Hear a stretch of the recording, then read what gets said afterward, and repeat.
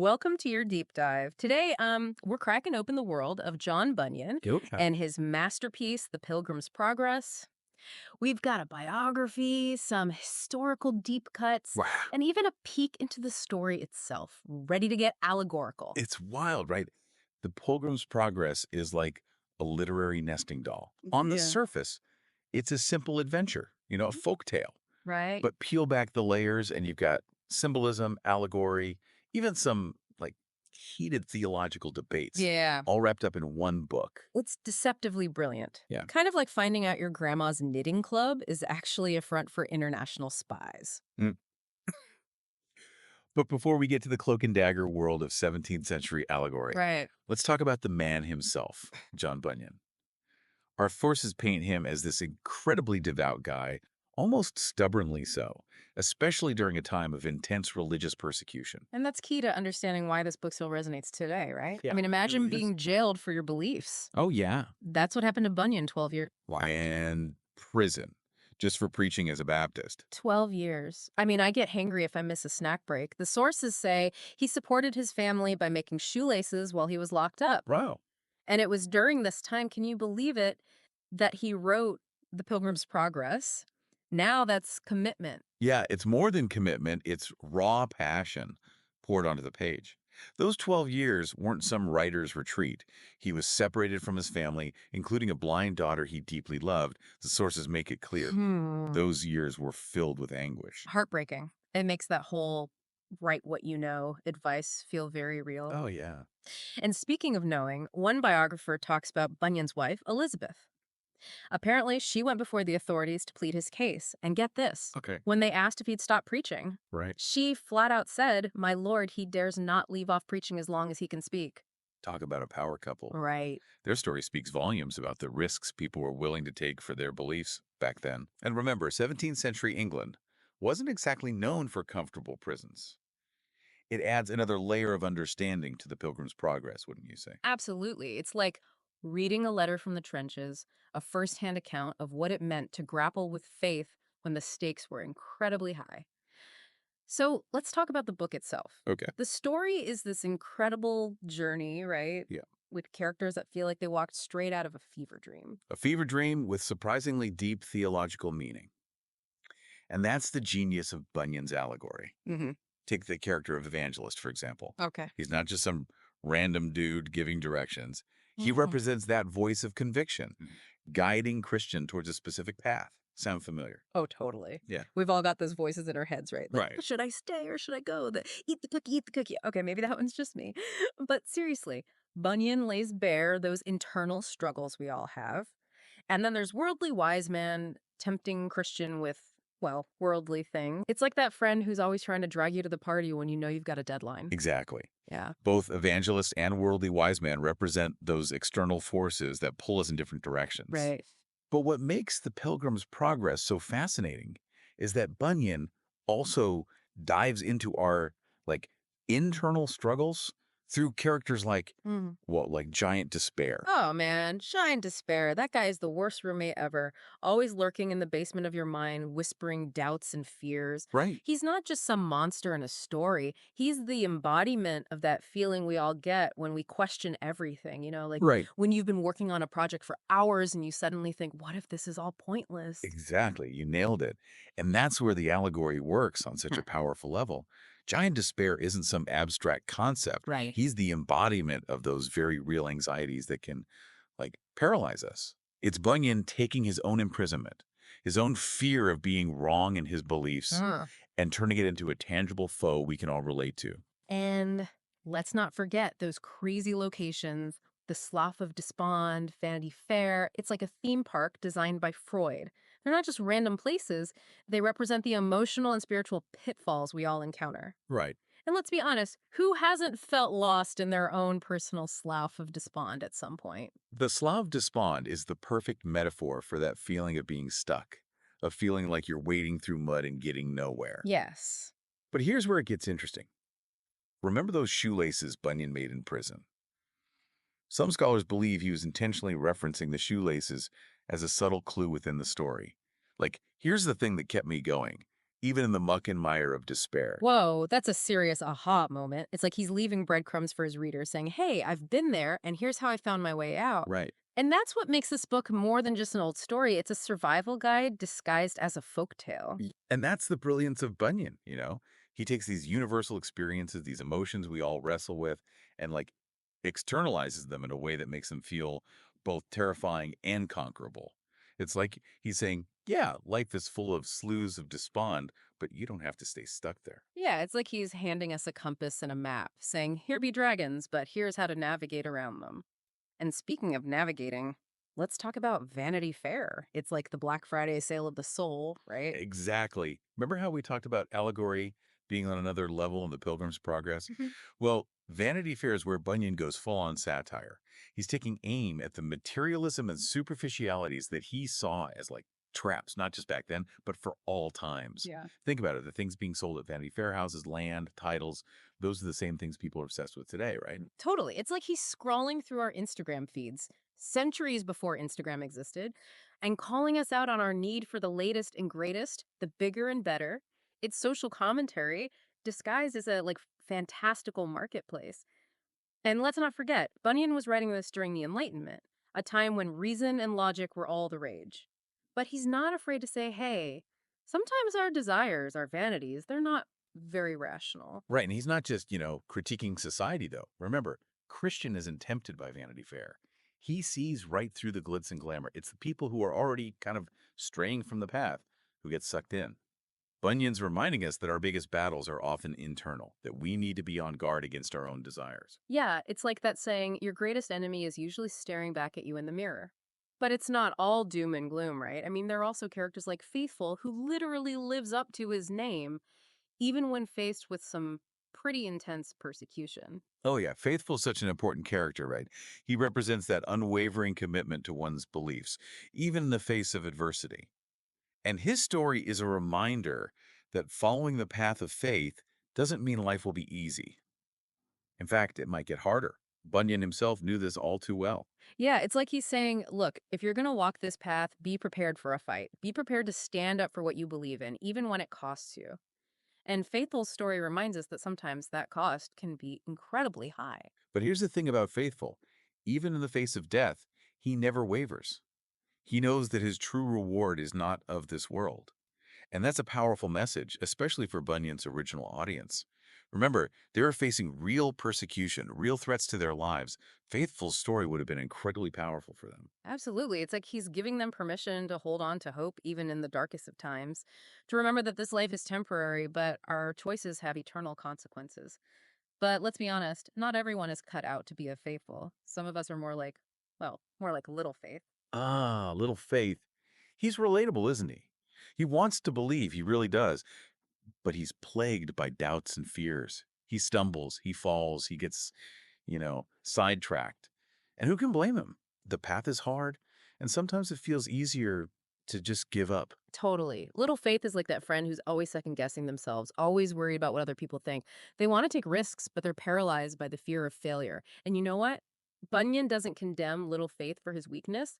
He actually shows him grace. Exactly. And that's an important point. Bunyan is not advocating for some kind of emotionless stoic faith. He acknowledges the reality of doubt, of fear, of uncertainty. He understands that sometimes the path is messy, and that's okay.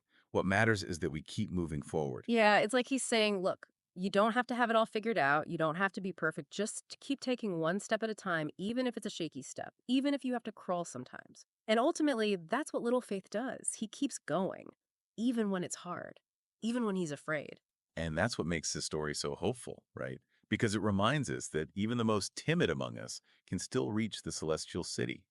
That God's grace is big enough for our doubts and fears, and it's that grace that allows little faith to ultimately persevere. It's like that quote, courage doesn't always roar. Sometimes courage is the quiet voice at the end of the day saying, I will try again tomorrow.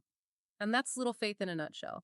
He might not be the flashiest pilgrim, but he gets there in the end. And sometimes that's all that matters, That's right? right. But speaking of getting there, let's talk about the journey itself. One thing that strikes me about the Pilgrim's Progress is that it's not just about the destination, it's about the transformation that takes place along the way. Oh, absolutely. It's like that saying, life is a journey, not a destination. And the Pilgrim's Progress really drives that point home. Christian goes through so much, faces so many challenges, but it's through those experiences that he grows, that he learns, that he becomes more like the person he's meant to be.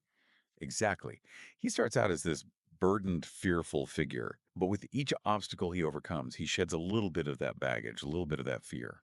He learns to rely on God's grace, to trust in his promises. He becomes more compassionate, more courageous, more faithful. And he learns that he doesn't have to face those challenges alone, right? I mean, Yeah. think about all the companions he meets along the way, both good and bad.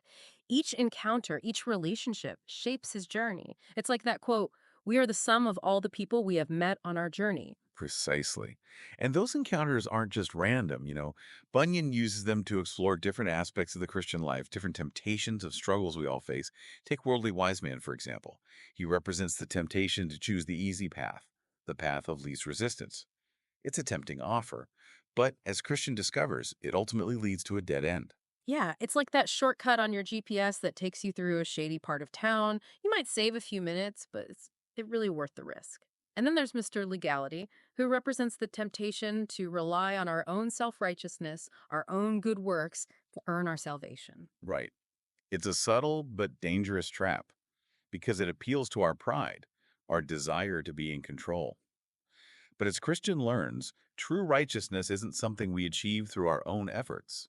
It's a gift from God, received through faith in Jesus Christ. It's like trying to climb Mount Everest in a pair of flip flops. You might think you can do it, but you're going to need some serious help to get to the top. And that help comes in the form of God's grace. But it's not just about avoiding the wrong paths, is it? The Pilgrim's Progress also highlights the importance of embracing the right ones, even when they're difficult. Absolutely. Take the hill difficulty, for example. It's a steep, arduous climb, but it's also a necessary part of the journey. It represents the challenges and sacrifices that come with following Christ, the commitment and perseverance required to reach the celestial city. Right. It's like that saying, anything worth having is worth working for. And the celestial city, the ultimate destination, is definitely worth the effort. But it's not just about grit and determination, is it? There's also an element of grace involved, a recognition that we can't do it on our own. We need God's help every step of the way. Absolutely. And that's where the character of help comes in. Remember him. He shows up at the foot of the hill difficulty, offering Christian a hand up. He represents the Holy Spirit, who empowers us to overcome the obstacles in our lives and to persevere through trials. It's like having a personal trainer for your soul, someone who cheers you on, pushes you further than you thought you could go, and reminds you that you're capable of more than you realize. But even with help's guidance, the journey isn't easy. There are still moments of doubt, of fear, of despair. Exactly. And that's where the importance of community comes in. Throughout the Pilgrim's Progress, Christian encounters other pilgrims who are on the same journey. Some, like Faithful, become lifelong companions, offering encouragement and support. Others, like Talkative, serve as cautionary tales, reminding us to be discerning in our relationships. It's like that saying, you are the average of the 5 people you spend the most time with. And the pilgrims that Christian chooses to surround himself with ultimately shape his journey, for better or for worse. It's a reminder that we need to be intentional about the company we keep, to seek out relationships that will challenge us to grow in our faith and to become more like Christ. Precisely. And those relationships aren't just about receiving support, they're also about offering it. Remember when Christian and Hopeful encounter Feeble Mind? He's terrified, convinced he won't be able to make it. But Christian and Hopeful, drawing on their own experiences, offer him words of encouragement and remind him of God's faithfulness. It's a beautiful example of how our own journeys can be used to encourage and uplift others, to remind them that they're not alone in their struggles. And that's something that resonates even today, don't you think? Absolutely. In a world that often feels isolating and overwhelming, the Pilgrim's Progress reminds us of the power of community, of the importance of journeying alongside others who share our faith and our hope. And it's within that community that we find the strength to keep going, even when the path is difficult. So we've got this epic journey, relatable characters, and timeless themes. But we haven't even touched on one of the most fascinating aspects of The Pilgrim's Progress, its impact on literature. Ah, yes. It's impossible to overstate the influence of Bunyan's masterpiece. Hmm. This wasn't just a popular book, it was a cultural phenomenon. Remember how we talked about allegory being on another level? Well, The Pilgrim's Progress basically put allegory on the map for English literature. Whoa, that's a big deal. So before Bunyan, allegory wasn't really a thing. Well, it existed, but not in the same way. The Pilgrim's Progress popularized a very specific kind of allegory, one that was accessible to everyday people, but also layered with theological depth. It's one of the reasons why the book was so widely read and debated. It's like he cracked the code on how to make complex ideas engaging and relatable. And that's no small feat. I mean, have you ever tried to explain the finer points of theological debate to someone who's never picked up a Bible? It's not easy. Oh, not easy at all. But Bunyan manages to do it with wit, humor, and a healthy dose of adventure. And it's that combination that made The Pilgrim's Progress so influential. It wasn't just a religious text. It was a work of literature that transcended genre and resonated with people from all walks of life. It's like the Harry Potter of its time. Everyone was reading it, everyone had an opinion on it, and it sparked countless imitations and adaptations. Exactly. And its influence can still be felt today. Think about all the books, movies, and even video games that use allegory to explore complex themes and ideas. The Lion, the Witch, and the Wardrobe, the Matrix, even the Hunger Games, they all owe a debt to the Pilgrim's Progress. It's like Bunyan planted a seed, and it's grown into this massive tree with branches that extend into every corner of our cultural landscape. And it all started with a simple story about a man named Christian and his journey to the celestial city. But the journey's not over yet, is it? Christian might have reached his destination, but the Pilgrim's Progress doesn't end there. Bunyan adds a whole second part, and this time it's a family affair. That's right. We've got Christiana, Christian's wife, packing up and heading out on her own pilgrimage. And she's not alone. She's got her kids in tow. Talk about a relatable struggle, the logistics of a family road trip, but make it a spiritual quest. Oh man, I can totally relate to that.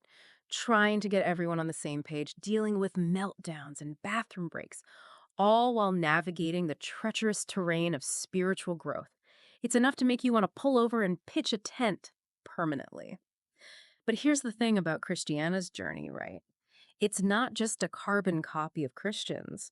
Bunyan uses her story to explore different aspects of faith, different challenges that women and mothers, especially, would have faced in that era. Yeah, it's a brilliant move on Bunyan's part. Remember, The Pilgrim's Progress was hugely popular. People were devouring it, debating it, but most of those readers were seeing themselves reflected in Christian. Right. Right. With Christiana, Bunyan's opening up the story, saying, hey, this journey of faith, it's not just a man's journey, it's for everyone. And let's be real, there's a whole other layer of difficulty added when you're responsible for not only your own spiritual growth, but also guiding your kids along the way. Talk about pressure. Oh, yeah. It's like trying to bake a souffle while riding a roller coaster. And Bunyan doesn't shy away from those challenges. Right. Christiana faces doubts and fears. She worries about her children, about whether they'll stay on the path. She even makes mistakes along the way. Right. But here's the thing. Her struggles make her even more relatable. She's not some perfect, idealized figure. She's a real woman grappling with real faith in a messy world. It's like he's saying, look, parenting is hard, faith is hard, life is hard, but you know what? You don't have to be perfect. You just have to keep going. Keep going, exactly. And thankfully, Christiana doesn't have to go it alone.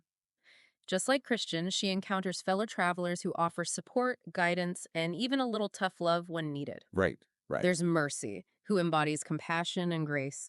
There's Greatheart, the valiant protector, who's like that friend who always has your back no matter what. And then there's Mr. Honest, reminding us all that integrity matters even when no one's watching. It's like Bunyan created the ultimate support group for the spiritually weary. And it's a reminder that we're not meant to do this life alone. We need each other. We need those people who will cheer us on, hold us accountable, and remind us of God's faithfulness when we forget. Exactly. And that sense of community, that shared journey, it's ultimately what helps Christiana and her children reach the celestial city. It's a powerful testament to the idea that we're stronger together, that our faith thrives when we're connected to others who share our hope and our purpose. It is. It's like that old African proverb, if you want to go fast, go alone. If you want to go far, go together. And the Pilgrim's Progress, in both its parts, is all about going the distance, no matter how long it takes, no matter how bumpy the road might be. And that's a message that continues to resonate centuries later, right? The Pilgrim's Progress is still one of the most widely read books in the world. It's been translated into over 200 languages, and it continues to inspire and challenge readers from all walks of life. So, what's the takeaway?